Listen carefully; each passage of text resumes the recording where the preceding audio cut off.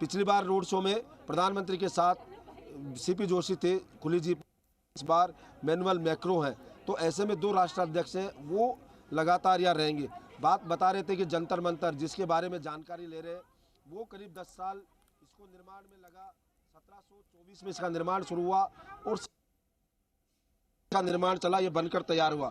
ये खगोलीय वेधशाला है, यानी ज्योतिषीय गणना के आधार पर जो सौर ऊर्जा है उसके साथ यहाँ पर गणना की जाती है, समय को नापा जाता है।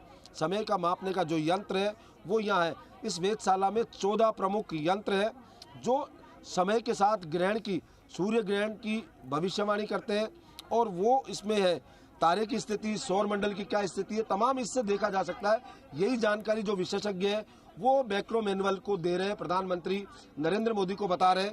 तो ये देखने को चलता है भारत के लोगों का गणित का ज्ञान कितना अनूठा था कि केवल सूरज की किरणें उनको देखते हुए, चंद्रमा की जो किरणें उनको देखते हुए गणना कर लेते थे पूरे साल भर का। तो यही जानकारी यहाँ पर वो जो खगोलीय जानकारी वो प्रधानमंत्री मोदी है वो मैनुअल मैक्रो को दे रहे हैं, क्योंकि कहीं ना कहीं समृद्ध है जो खगोलीय जो जानकारी है उससे भारत समृद्ध है। और ये राजस्थान की प्रमुख वेधशाला है, उसको लेकर पर जानकारी दी जा रही है, क्योंकि ये इस तरह का जो जानकारी है वो अगर मिलती है, ये जानकारी यहाँ पर दी जा रही है। तो अब यहाँ से कुछ देर बाद जब ये पूरी जानकारी देने के बाद यहाँ पर रोड शो शुरू होगा दोनों नेताओं का। जनता के बीच जब वो गुजरेंगे एक तरह से खुली जीप में, तब अलग आनंद होगा, अलग दिखाई देगा कि किस तरह का नज़ारा यहाँ पर होगा। लोग उत्सुक हैं उसी नज़ारों को देखने के लिए, तमाम लोग यहाँ पर जमा हैं। फिलहाल वहाँ पर दोनों की मुलाकात चल रही है, जैसा भी आपने यहाँ पर लोगों को तस्वीरें दिखाई। मैक्रो के पहुँचने के बाद यहाँ पर दोनों का उन्होंने गर्मजोशी से स्वागत किया, पूरी आस्था के साथ स्वागत किया। उसके बाद अब जानकारी दे रहे हैं, कुछ समय से रवाना होंगे तब बताएंगे।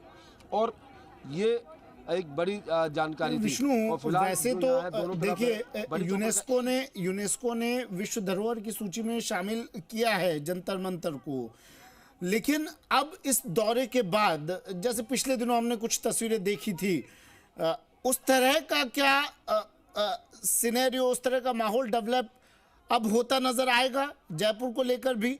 जंतर मंतर, आमेर का महल, आमेर का किला, हवा महल, अब क्या जयपुर को लेकर भी पर्यटकों का वो सिनेरियो नजर आएगा विष्णु?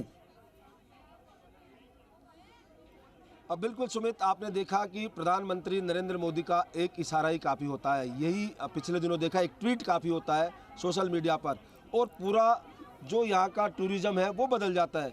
आज खुद प्रधानमंत्री नरेंद्र मोदी उस जगह पहुँचे हैं, फ्रांस के राष्ट्रपति पहुँचे हैं, आमेर महल में फ्रांस के राष्ट्रपति वो गए, यहाँ जंतर मंतर पहुँचे हैं।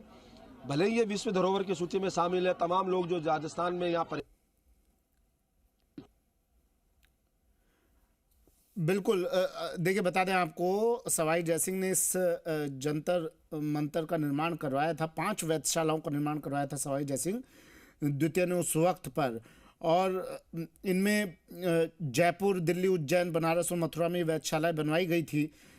1 अगस्त 2010 को जंतर मंतर समेत दुनिया भर के 7 स्मारकों को विश्व धरोहर सूची में शामिल किया गया था और उसमें से एक जंतर मंतर भी था। जयपुर का जंतर मंतर यहाँ पर यूनेस्को के विश्व धरोहर सूची में सम्मिलित है। खगोलीय वेधशाला है, सूर्य की गणना ये करता है। 14 प्रमुख यंत्र हैं जो समय मापने, ग्रहण की भविष्यवाणी करने और किसी भी तारे की गति और स्थिति जानने, सौर मंडल के ग्रहों को जानने में सहायक होते हैं।